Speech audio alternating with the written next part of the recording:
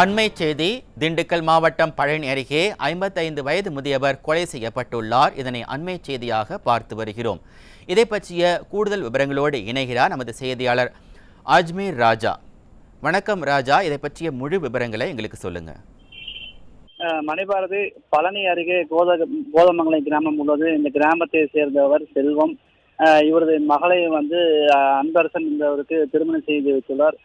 சில நாட்களாகவே மாமனார் மருமகன் ஆகிய இருவருக்கும் தொடர்ந்து பிரச்சனை ஏற்பட்டு வந்துள்ளது. அடிக்கடி இருவருக்கிடையே கைகள் ஏற்பட்டு வருவது வழக்கமாக கொண்டுள்ளது. இந்த நிலையில இன்று மாமனார் செல்வத்துக்கும் மருமகன் அன்பரசன் ஆகிய இருவருக்கும் தகராறு ஏற்பட்டது. அப்போது கைகலப்பாக மாறியதில்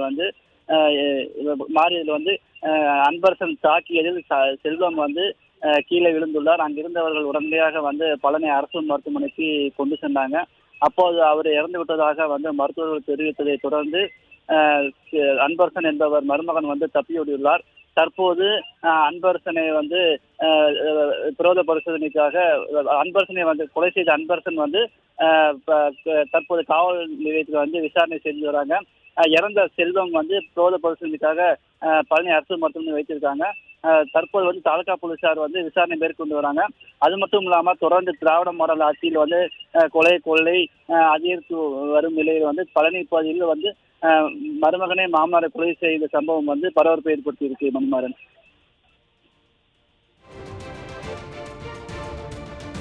விவரங்களுக்கு நன்றி ராஜா.